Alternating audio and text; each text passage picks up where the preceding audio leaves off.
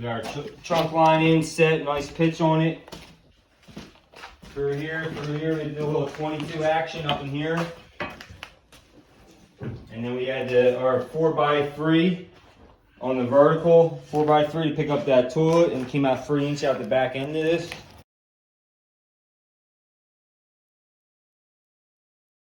All right, Mike, why do we dig all these holes? All right, we're back here. We got our main trunk line in. Now we're gonna bring, it's kind of buried right now, we got it capped off, but we're gonna jump up, run in our trench, come along here. We'll also dig this out a little bit more, bring a 2-inch line for our kitchen. Also, we're gonna bring PVC conduit down. I ran a home run 12 wire all the way from my panel all the way over here. I have plenty of slack. We're gonna run it down the wall. I'm gonna put a conduit from here over to here to come up in my island. Since we're on a slab, you have to get to the island somehow. That's what it would be for the microwave and the outlet in the island. What is a home run?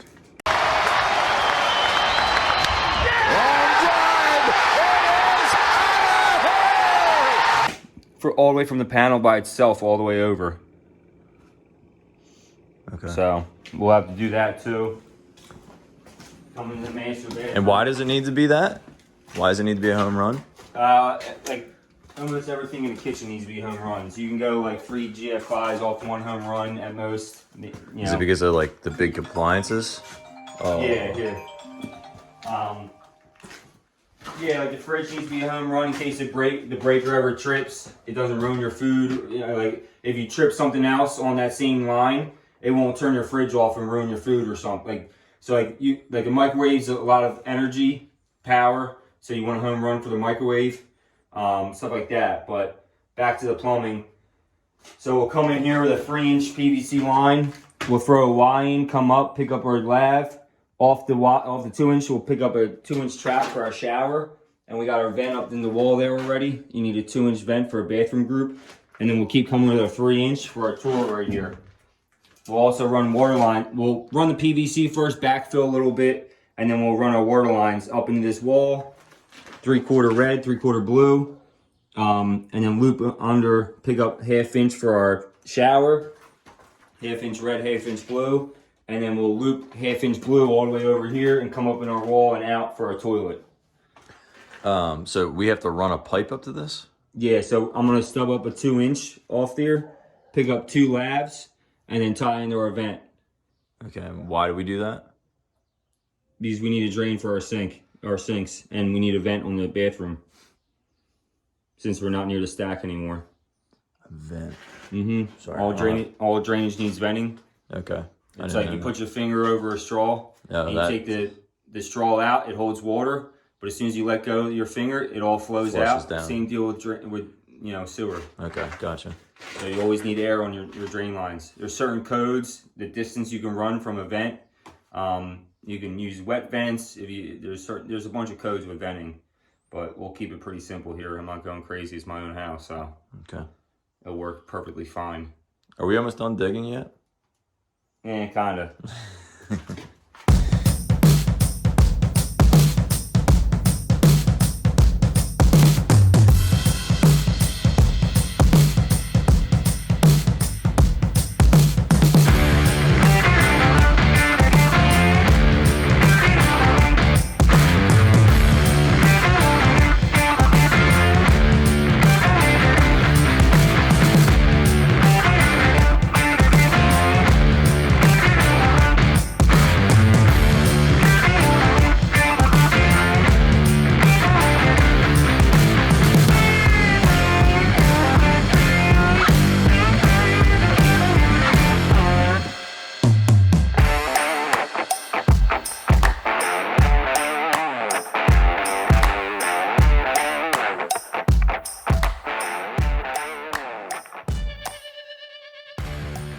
We're running our water lines over the master bath. So when you run PEX underground, you want to insulate it.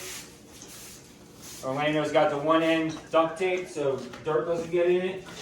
And then whenever we do seams, these only come in 6-footers. So whenever we butt seams, you get What only comes the insulation? the insulation. All this is foam insulation. It's only to stop rock, or from rubbing against a rock or breaking the plastic pipe. Hold on, Denny, we're recording. Use the screws. And then you want to duct tape your seams so they don't keep falling apart on you and leave an exposed pipe. And then we got holes on either side. You want to run a home run. You don't want any couplings in the slab. What kind of run? A home run. So you don't want. How about a grand slam?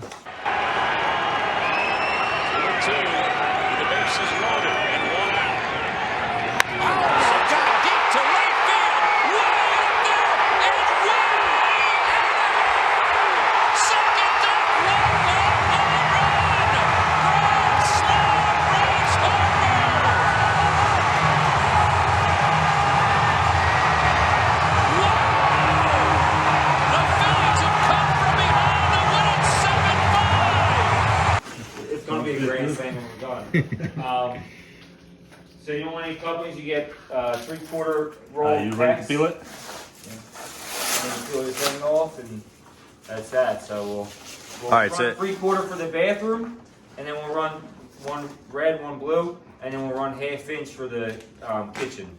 One red, one blue. All right, I don't know if we said this in the beginning, but this is the water line. So this is what is actually going to bring the water to your sink, to your shower, and these don't have to be super deep.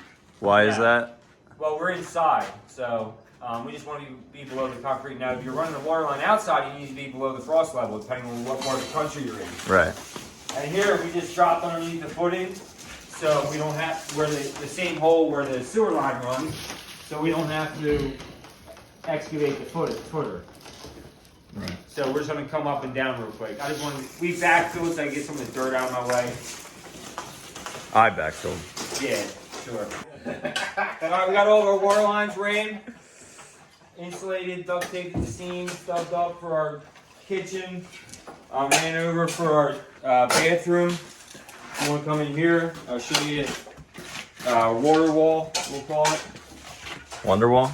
Water wall. That's where we stubbed through. We drilled an 1.5 inch drill through the slab. Looped it up, insulated it through the slab so no packs is touching concrete or dirt. You want to come over here? You see the camera? You see his mic to the camera?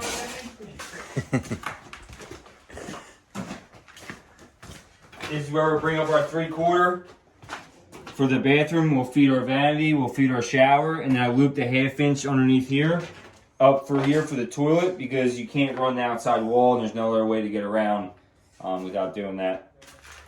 So we'll drill through that stud and then pop out for the toilet. And then So you only need a cold line for the toilet. Yeah. 1/2 inch. And this is where the shower is going to go. Yeah, we'll have the shower diverter here. This is the shower drain. Shower diverter. So now it's Shower shelf. niche. Niche. Now it's time to backfill and clean it all up, get ready for concrete. Yep.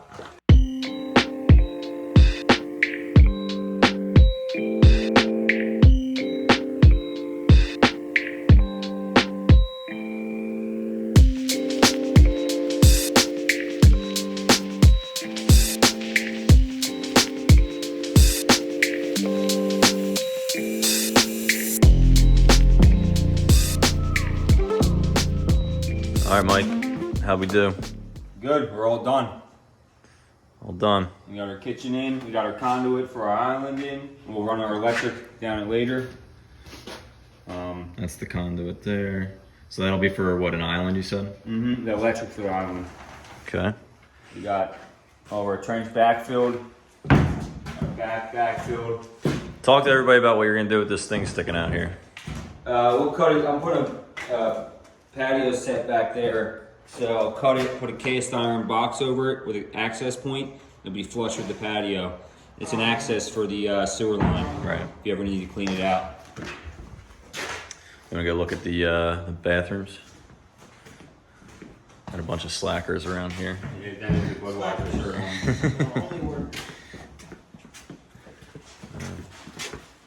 That's all backfilled.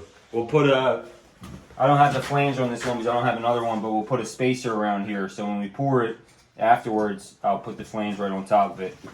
Because the flange goes over the pipe, so you need to put a spacer on it. And we'll pipe the tub in later once we set the tub.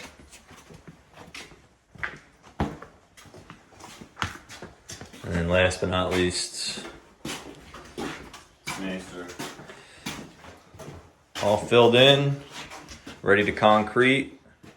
We'll put a little 2x4 from here over so we don't concrete where our trap is going to be because the strainer's going to go down there. You don't want to concrete to the PVC. Okay. We got a nail plate holding the water lines into the wall. We'll pipe that all in. That's the nail plate. I'll pipe the drainage in. But this is called the underground rough. And that's done. Underground rough. Pass inspection. Oh, you're doing inspection? And then big thanks to our crack team here. Yeah, Orlando, Jon Carlos, Kenbo. Denny, Orlando, Jon Carlos. Yeah. One wild weekend here. That wasn't bad.